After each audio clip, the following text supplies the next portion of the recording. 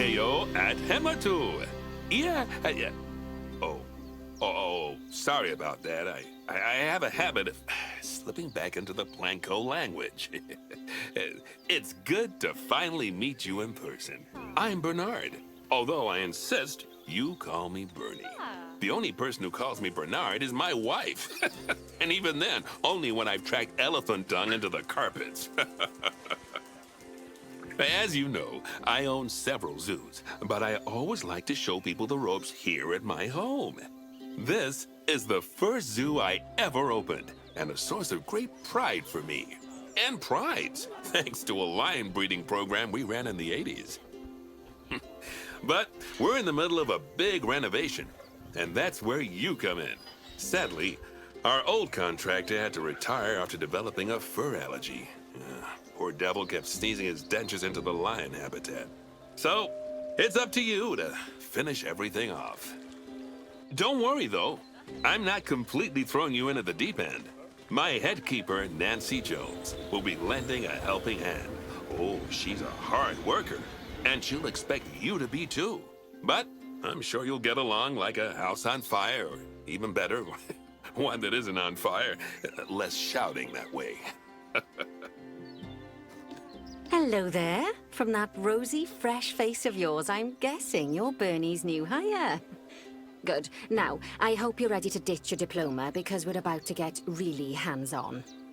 But before we begin the real work, how about we familiarize you with the zoo by learning how to fly around it and visiting some of our beautiful animals? We'll start by popping over and having a look-see at the grizzly bears in their habitat. Did you know that grizzly bears, also known as Ursus arctos horribilis, can hibernate for up to 7 months a year? Oh, but then again, given the chance, I think a lot of people would do that too. Select one of the bears and you'll bring up its information panel. This is where you can find out all kinds of information about your animal. The most important thing being its overall welfare. You'll learn more about animal welfare today as we go through your objectives. But for now, let's enjoy this magnificent animal. Why don't you select the camera at the bottom of its information panel? See now, this is a fantastic way to get a close look at your animals. You can also get this view of an animal by simply double-clicking on it. Okay, when you're ready, let's pop over to the other side of the zoo and take a look at the lions. I've marked their location for you to find.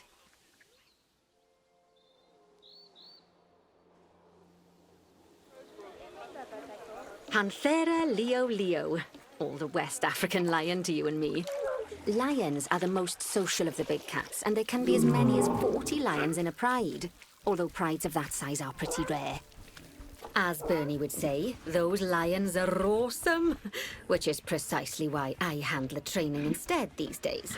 Anyway, how about we get started on those objectives? Come on, let's head over to an empty habitat and see what needs doing there.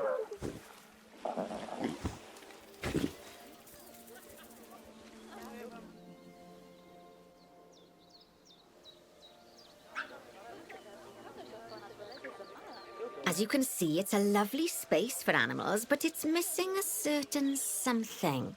Well, 2 somethings. Warthogs. So I'd like you to adopt a pair of them. To adopt animals, we need to open the animal market, which is in the animal trading section.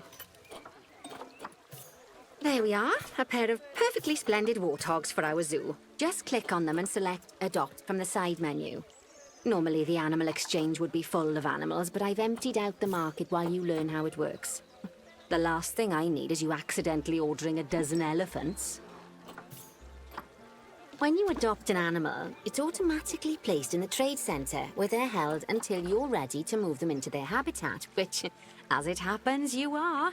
So how about you move them into their new home? When you ask for an animal to be moved into a habitat, your caretakers will go to the trade centre, collect your animal, and deliver them to your selected habitat. I've marked the trade centre's location, so let's go and watch the caretakers in action. Well, as you can see, those caretakers don't hang about. They'll move those animals to their destination as fast as possible. Of course, normally we'd have to place the animals into quarantine before moving them into a habitat, but I am assured by a person of good standing that these warthogs are in the very rudest of health. Right, let's get the warthog's habitat finished up so we can keep them nice and happy. You see, each animal in the zoo has an overall welfare statistic, basically how happy they are. And that overall welfare statistic is itself comprised of 4 different areas: nutrition, social health, habitat, and enrichment. Luckily, if you select an animal, you'll bring up their animal welfare information panel, which we saw earlier, where you can see how they're doing. That way, you'll know exactly what areas need to be addressed. Don't worry if that's a lot to remember. You can always check the Zoopedia for more information. Let's start by making sure we're taking care of the warthog's nutrition welfare. To do this, we'll need to place a food station and a drinking station. Now, each animal requires a different type of feeding station. And for the warthogs, it's a small feeding trough. So let's add one of those and a water bowl.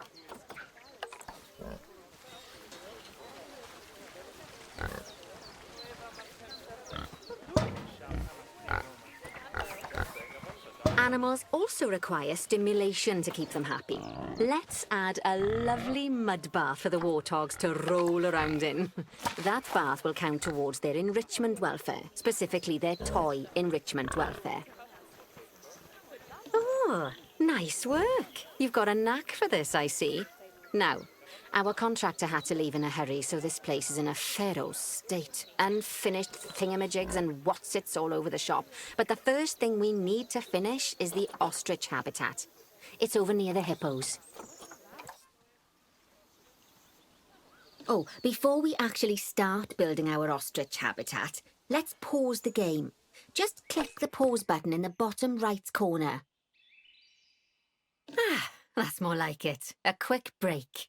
Sometimes it's a good idea to pause the game whilst you're doing something which requires your concentration, because it'll stop the zoo spinning out of control while you're looking the other way. Let's keep the game paused while we get this ostrich habitat built. Okay, job number 1 here is to add a habitat gate before we complete the barrier. Every habitat needs a habitat gate. After all, how else would the keepers get in and out? Just make sure it's hooked up to the path so the keepers can reach it. Right, let's complete the perimeter barrier so we can adopt us some ostriches.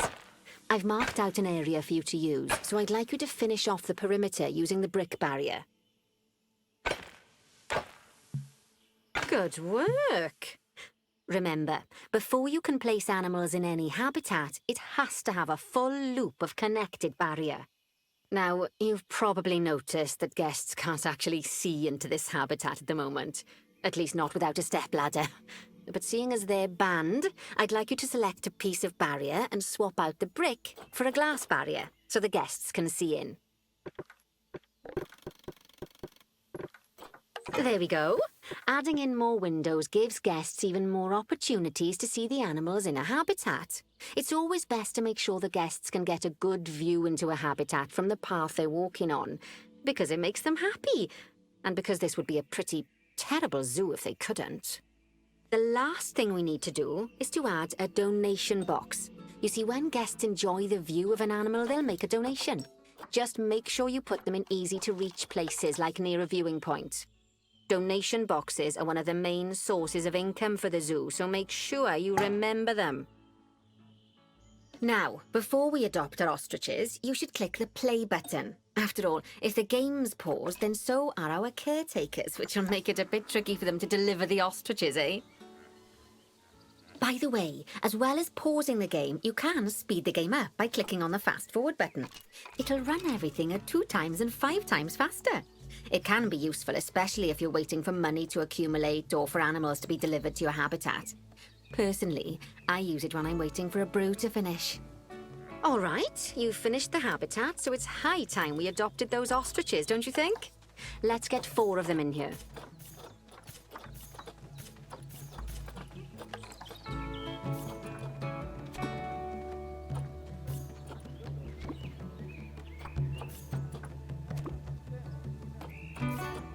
While we wait for them to be collected by the caretakers and brought to the habitat, you should get it ready for them. Add a suitable feeding station, water station, and an appropriate food enrichment item. It's often best to place things like enrichments and feeding stations near to the habitat perimeter, so guests can get a really good view of the animals. Oh, good to see the ostriches have somewhere they can really stretch their legs. Did you know they can actually run at 43 miles per hour? Oh, heaven forbid they ever escape. The speed camera fines alone would bankrupt us. Well, Bernie certainly seems impressed. Did he do his speed camera joke? Every time we get an ostrich. So, now we've made the ostriches' lives a bit better, let's do the same for the keepers, shall we? To make it easier for the keepers to feed the ostriches and hippos, we should build a new keeper hut. Keeper huts are where the keepers prepare the food for animals, so they should be placed near to the habitats to make sure the keepers don't waste their time walking when they should be looking after the animals. You'll need to rotate the keeper hut to get it to connect up to the path.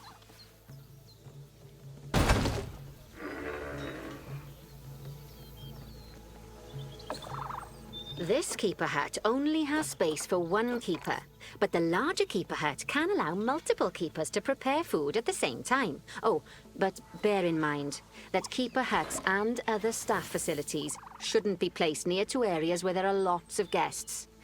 Guests don't like seeing facility buildings, and it can affect their happiness. Negatively. In case that wasn't clear. Something that all facilities, shops, and a whole host of other objects need is power. And that obviously includes your newly built keeper hut. So let's place a transformer next to it, shall we? Now, the reason everything has gone blue is because you're using the power heat map. This map allows you to see what is and what isn't powered in your zoo. So once you've placed your transformer, you can click in the bottom left to turn the heat map off. Lovely work. Now the keepers can start using the hut to prepare food, and thanks to where you've put it, they won't need to walk very far to deliver it to the ostriches and hippos. Let's get on to your next objective then. Bengal tigers. We want to adopt some, but I'm afraid there's nothing ready for them yet. Head on over to the plot of land I've marked out. It's not too far away. Righty, your next job is to build a habitat. From scratch. And concrete and glass, I expect. So, go ahead and build it. Just make sure that the habitat includes that big hole we've dug. Oh, and don't forget to add a habitat gate to the barrier. Oh, and make sure the guests will be able to see the tigers.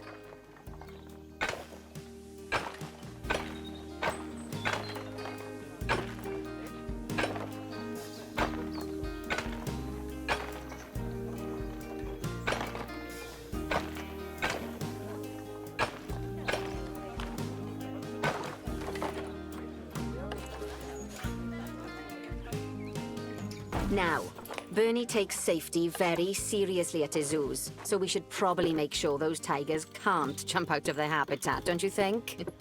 The way we'll do it is by changing the height of the habitat's barrier. Okay then, you should start by double-clicking the habitat barrier, which will take you into barrier editing mode. Great. Now highlight the entire perimeter of the habitat. You can do that by clicking and dragging the barrier selection tool. Now you've got all of the perimeter selected, you can increase the height of it by clicking and dragging the barrier height tool upwards. You'll want to make sure it reaches a height of at least 3.7 meters. Now that the habitat is in place, don't forget to put down a donation box near to your viewing areas. We need every dollar we can get. Especially as these tigers aren't exactly eating instant noodles for lunch. Okay, that's the habitat boundary complete, the habitat gate in place, and most importantly, the tigers won't be able to jump out of it anymore. I think it's time we adopted those tigers.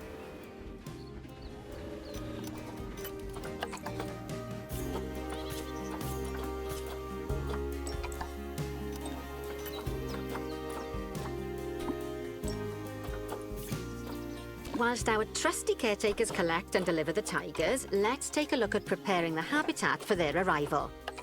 We'll start with the basics. Add a suitable feeding station for them. This time, instead of adding a water bowl, let's try something different. Some animals need a pool in their habitat so they can go for a swim, but they can also use it to drink from.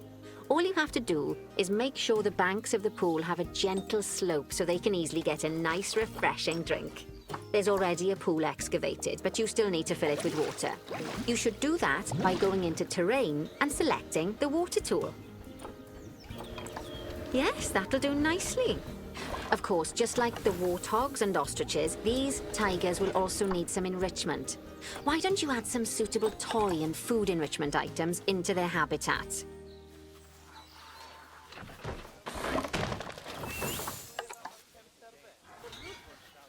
Okay, it's really starting to take shape. Now, the tigers will need a shelter in their habitat so they can hide from the guests, or more likely, the bad weather. Although, given that we're in England, you might want to think of that just as normal weather. Go on, add a shelter to their habitat. You can either build one from various suitable bits and bobs, or if you like, just pop down the blueprint that I've already built for you. Oh, poor Dabs. I'm sure it can't have escaped your attention that the tigers look a bit miffed. That's because they aren't too keen on the type of terrain in their habitat. Select a tiger and bring up its information panel.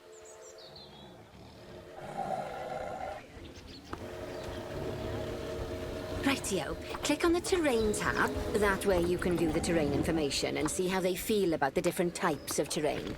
That'll tell you what the tigers need more of or less of in this habitat. Okay then, open the terrain editing tool, select painting, and give them some more soil. Yes, that should help with the habitat part of their welfare.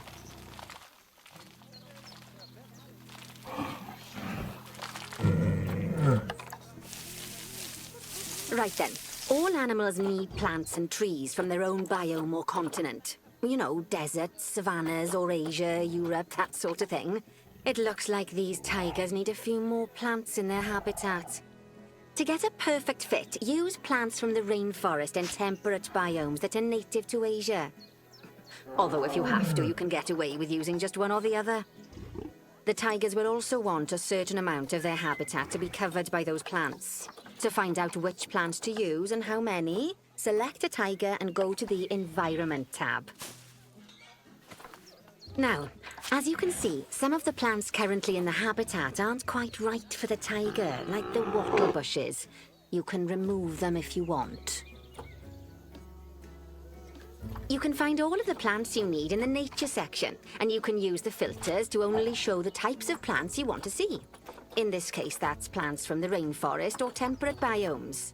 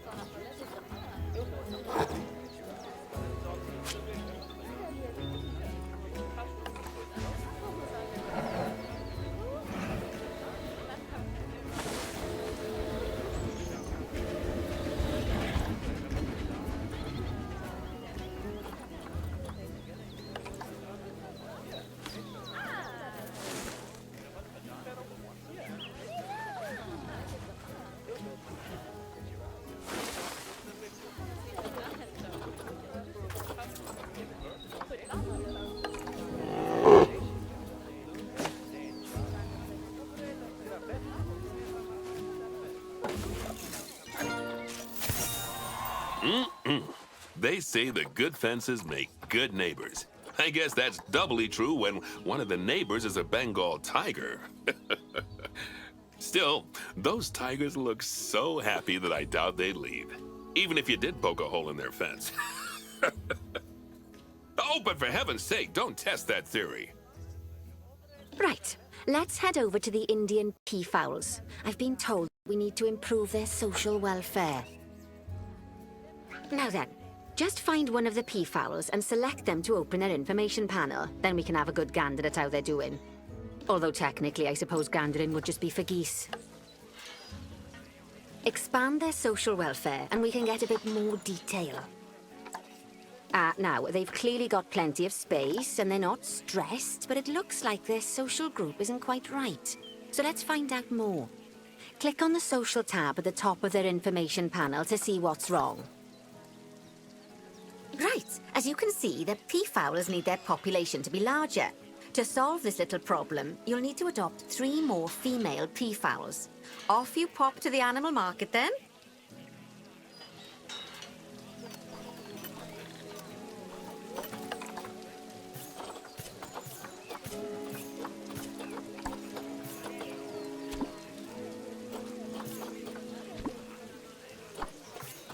Good work on those peafowls. I expect they'll be delivered soon.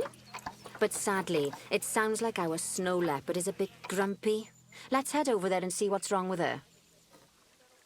Just like people, animals can suffer from stress if things aren't quite right. You know, like when you see someone put in the milk before the tea bag. In the case of these snow leopards, they're a bit stressed by their lack of privacy. You can lower their stress levels by swapping out the normal glass barrier by their cave for one-way glass.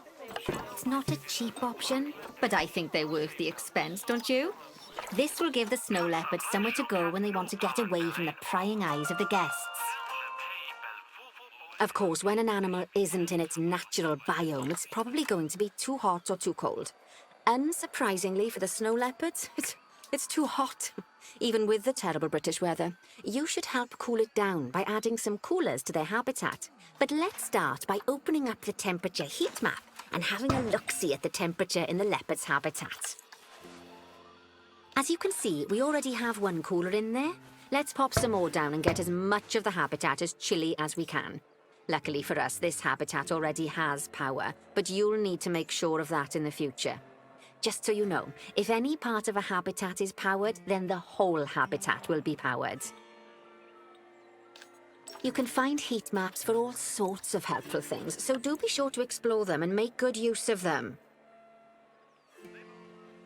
It'll take a little while for the temperature to adjust once you've added coolers or heaters, but now we've got the coolers in, we can address the leopard's terrain welfare.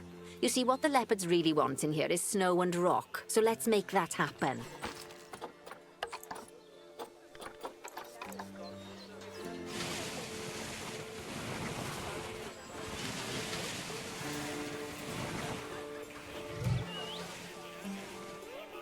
Now then, all of that should give you a pretty good understanding of how to make animals happy. So I'd like you to go and check on all the other animals in the zoo and fix up any issues with their habitats. That'll increase the average welfare of the animals across the whole zoo. And that average welfare is a very important statistic. Now, to quickly see how all your animals are doing in the zoo, you should go into Zoo Management and then into the Animals section. As you can see, this list shows you the animal's overall welfare. So if something's amiss, then you can quickly pop over to them using the Locate button. Right, I'm off for a cuppa while you make sure all the animals are well looked after.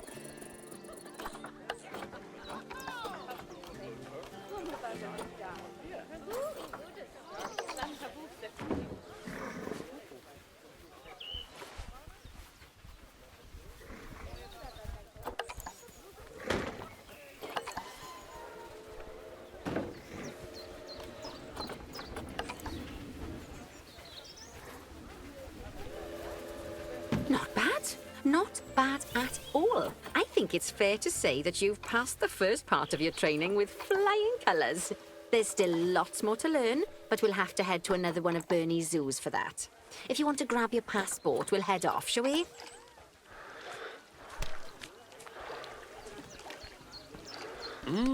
Sounds like you've got the whole zoo purring away nicely.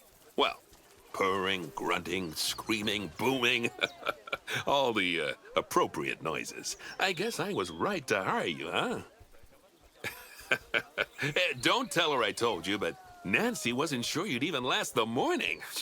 So, we're happy this is working out. And Nancy owes me a foxy coffee. As strange as it seems, considering we just met, when I look at you, I feel like you're the child I never had. After the one I did have, obviously. But you see, zookeeping's not for my daughter. Don't get me wrong.